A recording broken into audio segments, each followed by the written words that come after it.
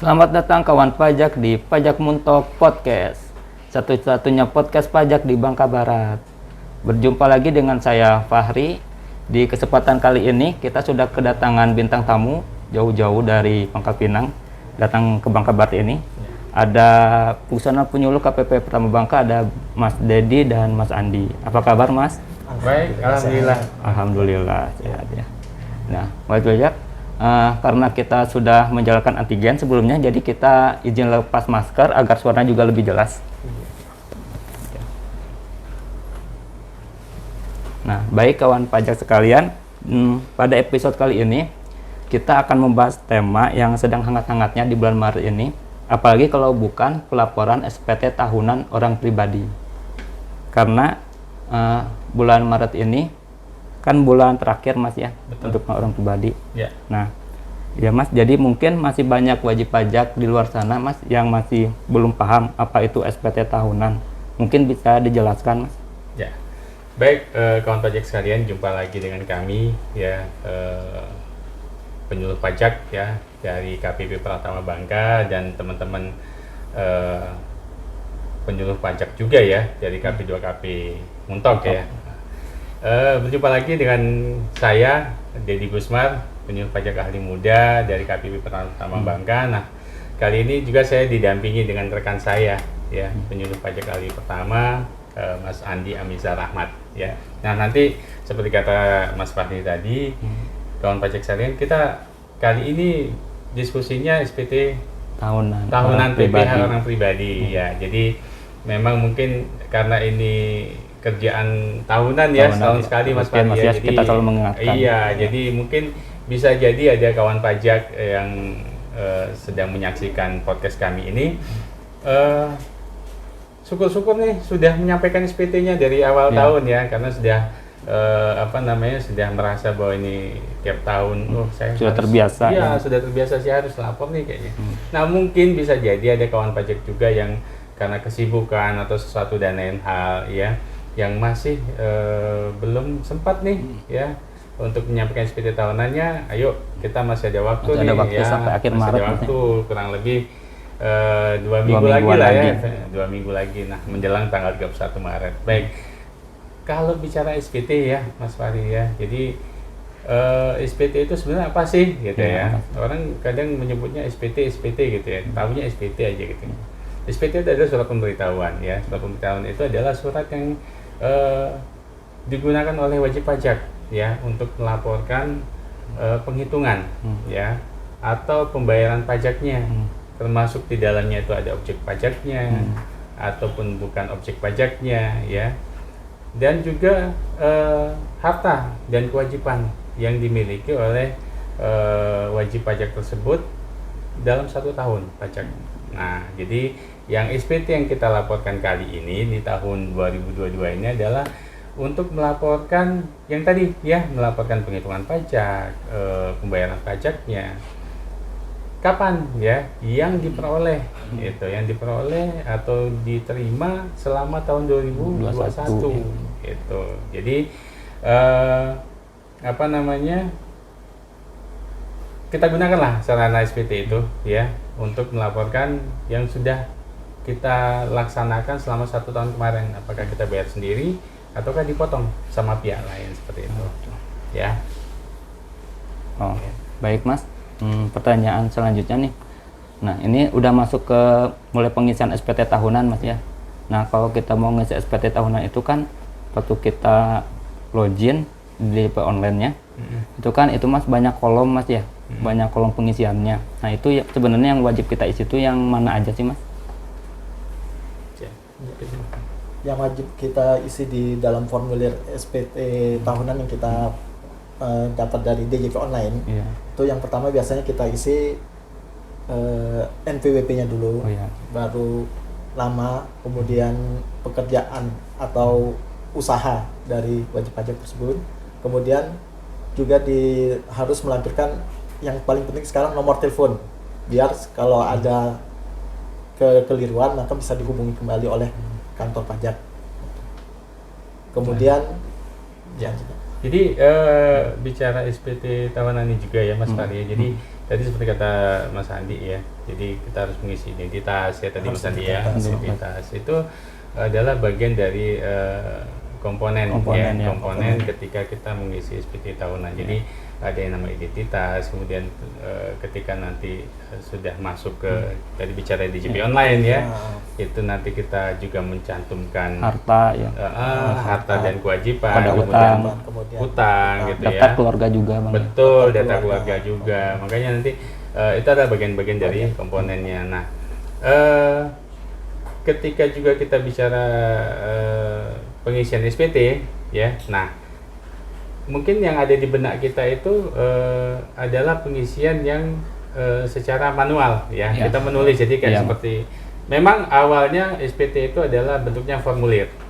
Form ya, formulir. Nah, kita melakukan pengisian ya, pengisian, penulisan atau misalnya sudah ada yang sedikit canggih nih ya, formulirnya dia sajikan dalam bentuk elektronik yang bentuknya Office ya, Excel atau Word seperti itu kan diketik ya. Nah, tetapi dengan kemajuan kecanggihan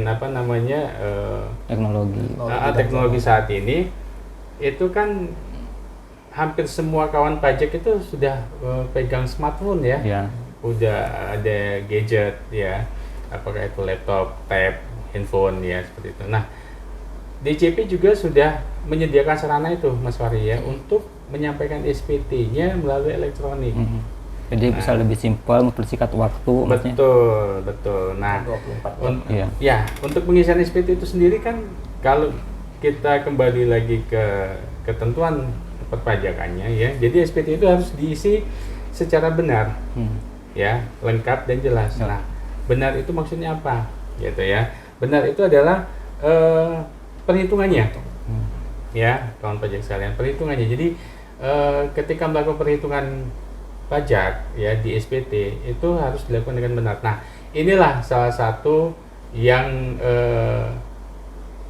dikembangkan oleh DJP, Dijen Pajak dengan SPT elektronik, ISPT ya, ISPT ataupun e-filing ya kalau di DJP online. Jadi kawan pajak sedikit terbantu dengan perhitungan berapa sih nanti pajak saya otomatis ya. Kalau misalnya kita menggunakan mekanisme formulir, kita melakukan perhitungannya manual, ada kemungkinan pengisian atau perhitungan kita tidak benar, bisa jadi ya. Jadi bisa meminimalisir Mas ya. Betul. Nah, kemudian juga dalam pengisian SPT itu harus lengkap ya. Lengkap maksudnya apa? Semua unsur-unsur yang ada di dalam SPT itu harus diisi dengan lengkap ya, termasuk bukti-bukti pendukungnya ya, apakah itu bukti potong seperti itu ya, bukti pemotongan PPh dari pihak lain ya. Jadi harus dilengkapi ya. Kemudian jelas ya, jelas dalam artian bahwa SPT itu harus melaporkan asal usul atau sumber objek pajaknya ya, jadi harus jelas di sana gitu ya, dicantumkan semua. Nah, jadi dengan pengisian SPT benar, lengkap dan jelas tadi, maka informasi yang tersaji yang diterima oleh Direktorat Jenderal Pajak menjadi lebih jelas gitu. Ya. Baik Mas ya. Nah, ini Mas, kalau misalnya kita sudah lapor SPT tahunan, namun ternyata ada kesalahan kita pengisian, itu bisa dibenarkan nggak Mas? Kalau SPT tahunan oleh orang pribadi itu bisa dilakukan pembetulan apabila terjadi kesalahan, baik salah tulis ataupun salah hitung. Masih bisa Mas ya? Masih meskipun bisa. Di luar bulan Maret Mas ya? Walaupun di luar bulan Maret, ya masih bisa. Oke Mas.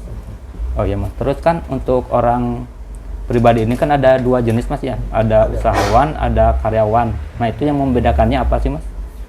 Ya, jadi kalau bicara SPT PPh orang pribadi ya, Mas Fahri dan kawan pajak sekalian, memang kita akan mengenal atau mendengarnya adalah ada yang namanya SPT untuk wajib pajak orang pribadi usahawan dan ada wajib pajak orang pribadi karyawan. Ya, kalau dari sisi bahasanya saja kan mungkin kita udah bisa tahu ya, kalau yang usahawan ya artinya wajib pajak itu dia memiliki usaha sendiri, ya, apakah itu perdagangan, apakah itu kegiatan jasa seperti itu ya. Nah, kemudian yang untuk karyawan itu adalah wajib pajak orang pribadi yang bekerja, ya, bekerja dan memperoleh penghasilan dari satu pemberi kerja atau lebih, ya, bisa lebih ya. Jadi dalam hal ini efeknya adalah ke format ya, format pelaporannya. Ya, nanti antara wajib pajak orang pribadi yang usahawan sama yang karyawan itu pasti akan ada sedikit perbedaan atau modifikasi seperti itu. Oke Mas. Ya. Nah terus Mas masih terkait SPT karyawan. Nah itu kan waktu kita pengisiannya kan untuk karyawan itu ada lagi terbagi dua jenis Mas ya. Ada yang S, ada yang SS. Ya. Nah itu apa yang membedakannya Mas ya? Kalau yang membedakan SPT 1770S dan 1770SS ya, itu yaitu penghasilan bruto. Oh, penghasilan brutonya Mas ya. Penghasilan bruto kalau di bawah 60 juta itu mengisi SPT 1770SS dan di atas 60 juta itu mengisi SPT 1770S. Oh, oke Mas. Nah, ini Mas kalau kita pengen tahu nih penghasilan bruto kita tuh berapa sih? Bisa didapat dari mana Mas ya untuk karyawan Mas ya? Ya, jadi kawan pajak sekalian, jadi ketika kita pengen tahu, sebenarnya saya ini karyawan ya, saya karyawan, saya harus lapor pajaknya menggunakan SPT form yang mana ya? Oke, jadi untuk mengetahui itu, kawan pajak sekalian, yang diperlukan ya itu adalah bukti pemotongan PPh dari pemberi kerja, ya, dari perusahaan misal seperti itu, atau kalau misalnya yang ASN TNI Polri ya bisa minta dengan bendaranya masing-masing, ya, bendara dinas atau bendara instansi masing-masing ya.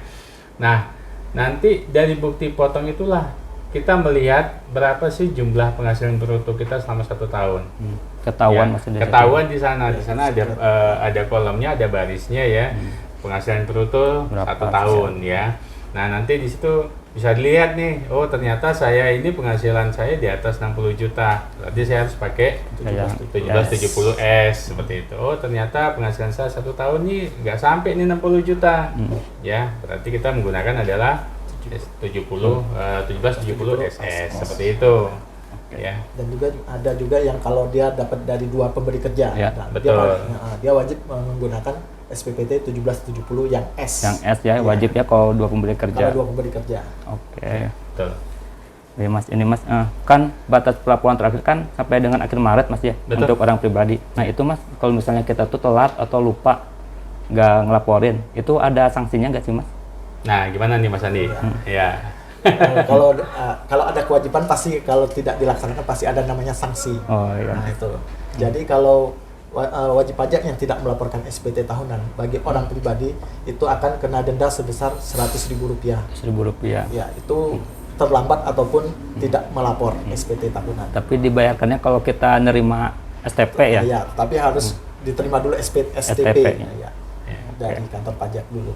Oh. Nah, mungkin kawan pajak bingung nih, Mas Fahri sama Mas Andi ngomongin STP Ya, apaan STP. tuh ya? Jadi kawan pajak sekalian ya, jadi seperti dijelaskan oleh Mas Andi ya, memang ketika kita bicara kewajiban ya, apalagi ini kan wajib pajak orang pribadi karyawan ya, Mas Fahri, Mas Andi ya, ini kan sebenarnya tinggal ngelaporin aja sebenarnya ya, melaporkan SPT-nya saja. Toh pajak-pajaknya mungkin dari penghasilannya kan sudah dipotong ya, nih. Sudah dipotong, tinggal dilaporkan. Cuma tinggal melaporkan saja, sayang gitu ya kalau sampai misalnya nanti karena kelupaan, karena kelalaian seperti itu kan pajaknya, jadi terlambat atau bahkan tidak dilaporkan sama sekali ya.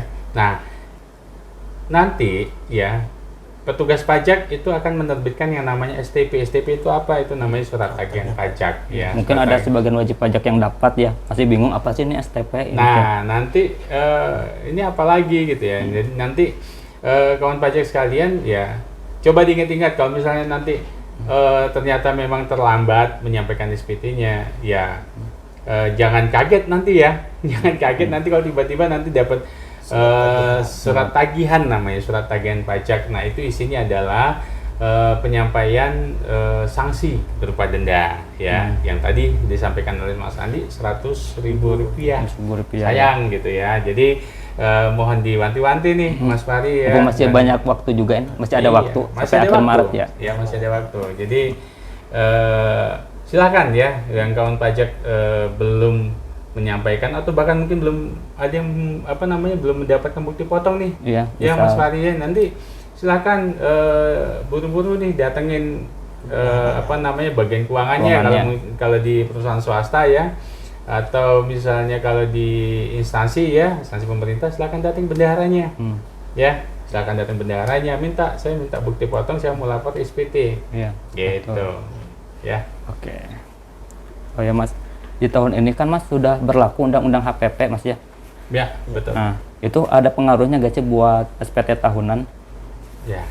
Nah, jadi mungkin kawan pajak sekalian juga ada baca-baca ya atau mendengar berita ya. Jadi pemerintah telah menerbitkan undang-undang Harmonisasi. HPP ya, asal harmonisasi perpajakan. Nah, di dalamnya itu sebenarnya ada perubahan terkait tarif. Ya, tarif khusus untuk PPh wajib pajak orang pribadi ya. Lapisannya ya, bukan tarifnya ya, maaf. Lapisan untuk pengenaan tarifnya. Nah, ini mulai berlakunya di tahun pajak 2022. Berarti 2 tahun depan ya, untuk tahun depan. Jadi buat SPT nanti tahun depan kawan pajak ya. Untuk SPT tahun pajak 2021 masih yang seperti menggunakan kemarin yang ya. lama. Dan itu pun juga khusus yang karyawan sebenarnya nggak usah khawatir dengan perubahan lapisan ini ya, karena ini adalah mekanismenya ada di bagian keuangan atau di bendaharanya.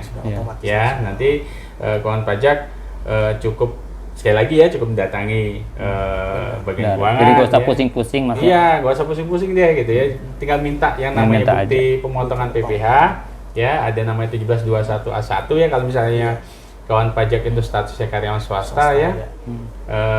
Ataupun 1721A2 ya, yang statusnya adalah PNS, TNI, Polri ya. Gitu.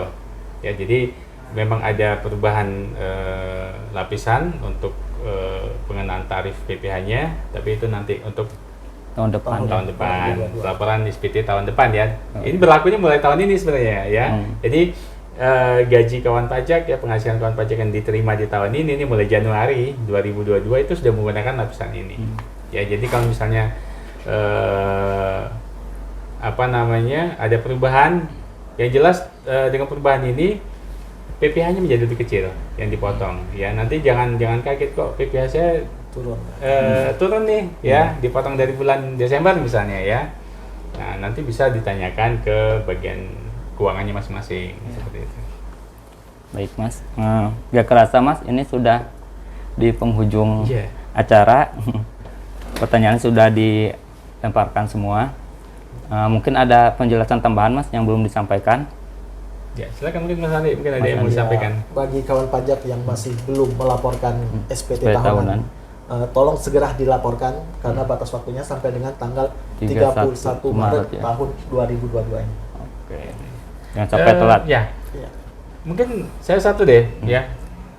Ini memang tadi seperti disampaikan oleh Mas Fahri, ini adalah podcast kita terkait khusus yang karyawan saja ya. Iya. Nah, nanti kawan pajak bisa tunggukan nantikan kita di part 2 ya. Iya, lebih detail kita akan bicara lagi tentang apa Mas Fahri? Tentang usahawan. Oke, nah nanti pantengin terus ya mungkin ya. Iya, pantengin terus pokoknya. Jangan sampai kelewatan. Baik, kawan pajak sekalian, terima kasih ya sebelumnya Mas Dedi dan Mas Andi sudah jauh-jauh datang ke sini, ke Bangka Barat untuk membagi informasi kepada kawan pajak semua. Sebelum kita tutup, kita pakai jargon Pajak Kuat Indonesia Maju. Di hitungan ketiga ya. 1, 2, 3. Pajak Kuat Indonesia Maju. Wassalamualaikum warahmatullahi wabarakatuh. Waalaikumsalam warahmatullahi wabarakatuh.